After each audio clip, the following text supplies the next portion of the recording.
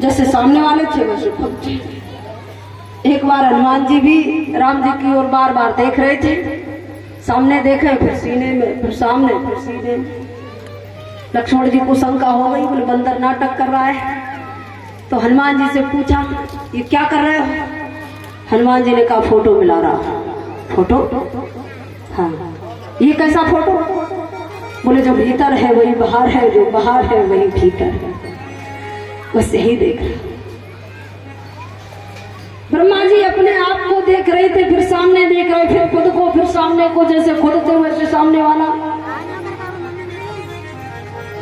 भगवान ने कहा कुछ पहचान देखी कि नहीं? ब्रह्मा जी कह रहे जैसे मैं हूं वैसे आप हैं।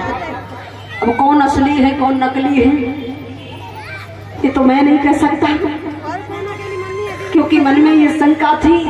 भगवान की परीक्षा लेने चले गए और अब मैं आपकी लीला पर शंका कैसे कर लूं? मन तो कहता था कि मैं कह दूं कि मैं असली हूं आप नकली हैं, पर उस समय कह नहीं पा रहे थे कि आप नकली हैं हम असली हैं। भगवान ने कहा कुछ पहचान निकली कि नहीं निकली? श्री ब्रह्मा जी हाथ जोड़कर खड़े हो गए, कहा भगवान हमें क्षमा कर दो, मैं आपसे ये कैसे कह दूं कि आप नकली हैं, क्योंकि ये मैं जानता हूं मेरा रूप धारण करने का सामर्थ्य केवल आप में है और मेरे आसन पर विराजमान होने का सामर्थ्य केवल आप में है।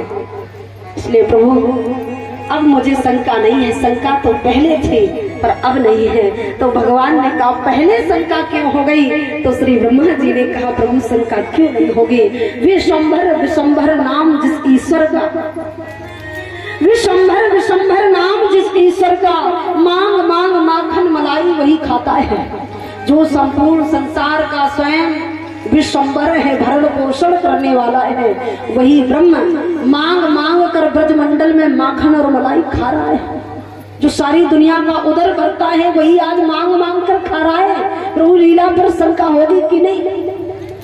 कहा विश्वंभर विश्वंभर नाम जिस ईश्वर का, मांग मांग माखन मलाई वही खाता है। और जिसने मधुर धुन बंसी की बजाई ब्रज में, पंच जन शंख वही रण में बजाता है, पंच जन शंख वही रण में बजाता है।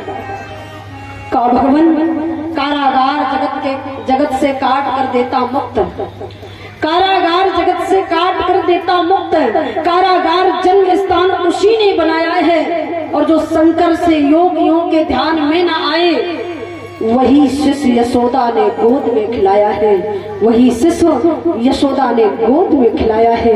भगवान आपकी लीला पर शंका हमें क्यों ना हो? जो काल का भी कराल काल कहलाता है, जो काल का भी कराल काल कहलाता है, उसे ऊखल में बांध कर मैया ने रुलाया है। और प्रभु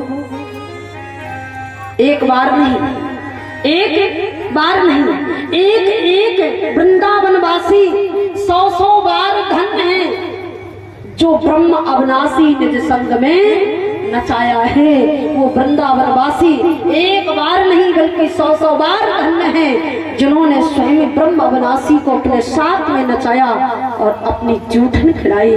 वृंदावन वाले तो भगवान को गाली भी दिया करते थे, गोपियों की गाली भी भगवान को अच्छी लगा करते थे। श्री ब्रह्मा जी ने कहा भगवान तुम्हारी लीला पर मुझे शंका क्यों ना हो, क्योंकि आपकी लीला इतनी अद्भुत है। त्रेता की लीला को देखकर सभी प्रसन्न हुआ करते थे, पर द्वापर की लीला को देखकर लोग भ्रमित हो जाते हैं।